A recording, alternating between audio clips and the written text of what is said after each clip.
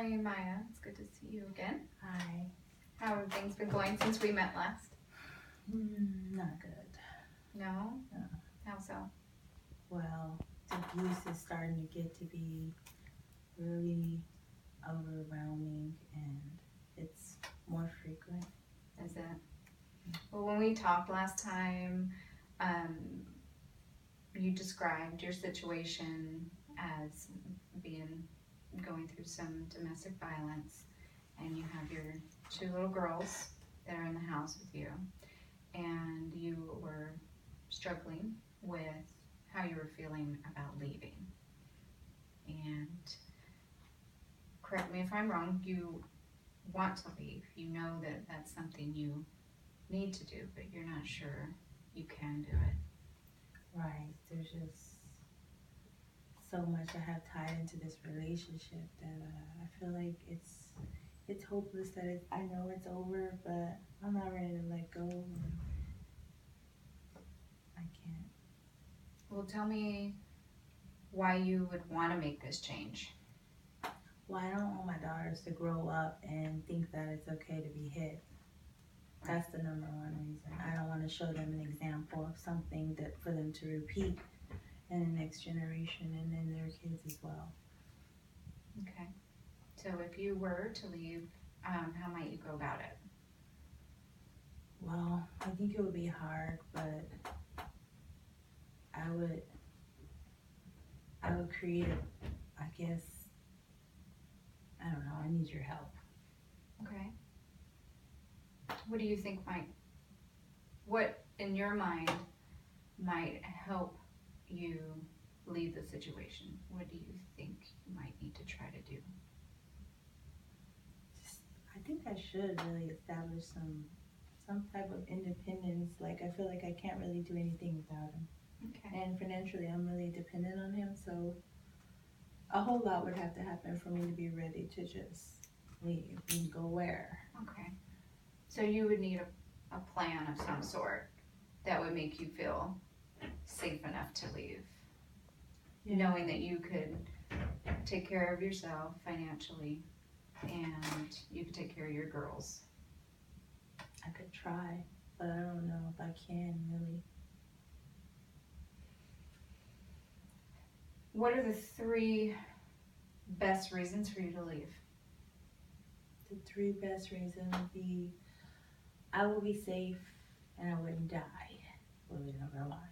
Mm-hmm. And number 2, the girls wouldn't have to see that, and learn that as an example for what they think they should look for in a guy. Mm-hmm. And then the 3rd one will be we would all be free. Mm-hmm. It sounds like you really know what you do want. And I want to commend you right now just on the strength that you have to even come in and talk to me about it and be vulnerable and share how you're really feeling. And I really admire that you're willing to think about it, even though you're still not quite sure what you want to do or how you want to do it. Okay. So, what do you think you'll do? What do you think you'll do if you come up with an idea, with a plan to leave? Honestly, I have to tell you that I think that I probably won't follow through with it. If I do come up with it, I don't think that it would be just that easy for us to just come up with this plan and just go and leave him just because I feel so guilty, that I should stay and help him. Mm-hmm. So you're not sure that your leaving is the right thing, and you feel this way because he's been wounded with a brain injury when he was deployed, and he has some pretty severe post-traumatic stress symptoms that you feel like you're obligated to take care of him and help him get better. Yeah, I guess that's pretty accurate. I would like to fulfill my end of our vows. Right. That, when you get married to somebody, it's supposed to be for better or for worse. Not for if he goes to Iraq and then he comes back crazy, then everything's doesn't mean anything anymore. It's supposed to be for better or for worse, no matter what. Right. And I feel like I'm just kind of torn in between this decision but it also says, in the Bible that one of the exceptions for divorce is that if you're abused. So I'm unclear on which type of, protocol, so to speak, to follow, because everything that I'm basing my decisions off of is like through my religion.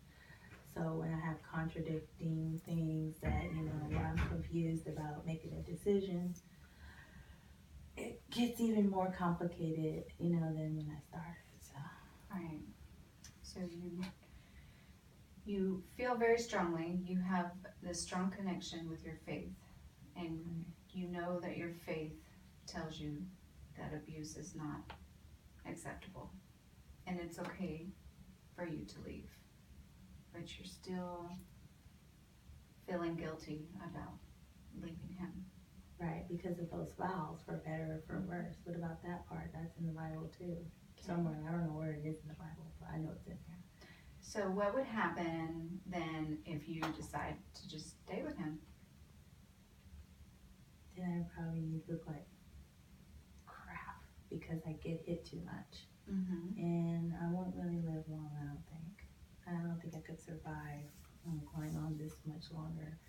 Emotionally, it's torn down my ability to function, and I need to get to a place of peace where I can be myself again and even be somebody better, hopefully. Okay, so how do you think it would affect your children if you stayed? I think they might see too many traumatic things. Like, I don't think any child should ever see one of their parents get beaten up or feel endangered. I think it would negatively affect them because it would definitely not give them a sense of security within their bond with their parents. It would also put them in the middle. Like, I can imagine how they might feel like, should I be on her side? Should I be on his side? They're fighting, so we gotta pick a side. And is this about me? And all the different things that a child will worry about. Okay. So if you did leave, how would your life change in a positive way? I will be safe. I think my safety and my kids' safety is real important. My life would change. Also, like, I would be broke because I really depend on my husband a lot to pay for all the bills, to take care of me, and I'm already accustomed to a certain lifestyle, and I think that I would have to make so many different compromises I wouldn't even know where to start. Okay. So you're really concerned about your financial status too. I'd be ashamed. I think I would change because I'd be ashamed. Like, I wouldn't want to go in public without wearing my wedding ring and having my kids with me. I don't want the judgment of people looking at me. Like, I don't want my worth to change. I don't want people to view me, oh, there's just another welfare mother. And by the way, she's ethnically diverse. So you're worried about what others are going to think of you People's being perception. A single mother on your own, and because of societal norms and beliefs that have already been established in the community, you feel like you would be discriminated against and judged. I definitely feel like I would be judged, and that, people wouldn't really have a lot of respect for me. Like, I know that when I go to the mall, to the movies, anywhere in public, even to the store, but it's me and there's my husband, and then there's our 2 kids. And everybody says, like, they say, "Oh my goodness, what a beautiful family. Y'all are such a beautiful family." When someone walks up to a single parent with 2 children, they don't tell them that they have a beautiful family. They say, "Look at your beautiful child." That's the difference. People don't respect the mother as the mother and the father when she's doing the mother and the father. They only respect the mother and the father as a family when they're both together. You know? Okay. So I see the family unit is very important to you. Yeah. But what I would like to know, you've got to look at 2 different extremes that I want you to look at, okay? Think we've already talked of the worst things that might happen if you don't make this change and leave. You're worried that you may not survive to be there for your daughters.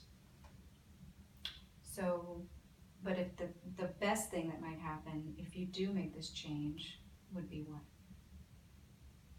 That we could be happy and safe, and that we'd have a life that was free from, undue pressure and abuse. Okay.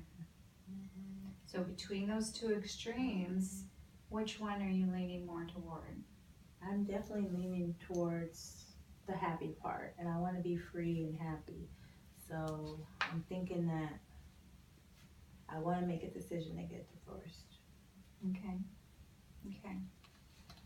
So that's great. You want to go forward. You know that it's going to be hard. You know there's going to be challenges. So how open are you to completing a plan, making a plan of leaving the situation? I could be, what kind of plan is this? Well, if you're planning to leave, you would want to do it in a smart way to lessen the possibility of getting hurt. Because as we've talked about in previous sessions, domestic violence, when a partner decides to leave the situation, that is usually one of the most volatile times. So safety is a very, very big concern for the person trying to leave the abusive situation. So there would have to be a plan in place to help you get through that. So your willingness, what is your willingness to follow through with a plan, a safety plan, or to stay? I think I'm pretty willing to, I don't know. I think I'm willing to follow through with a safety plan, but it really might not work because people don't understand the terror that you go through when you live with someone who's a monster. So you're still afraid, right? You're still going to be afraid. So what would help you not be afraid to follow through? The one thing that where I wouldn't be afraid would be if the authorities took him away. Okay. So if the authorities taken away, then you can leave easily. Right. And you wouldn't have to worry about getting hurt. But what if there is no incident that occurs that's going to take them away and you need to leave? What if something happens in the house?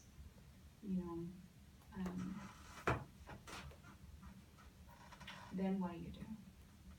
Well, I think I could use some help creating a plan for this, but I think the best thing to do is just to get out of the house. Okay. Well, I like that you're willing to do a plan. I'm more than happy to work a plan with you, but we need to do it in a way that's smart and safe. So you would be able to leave at the right time.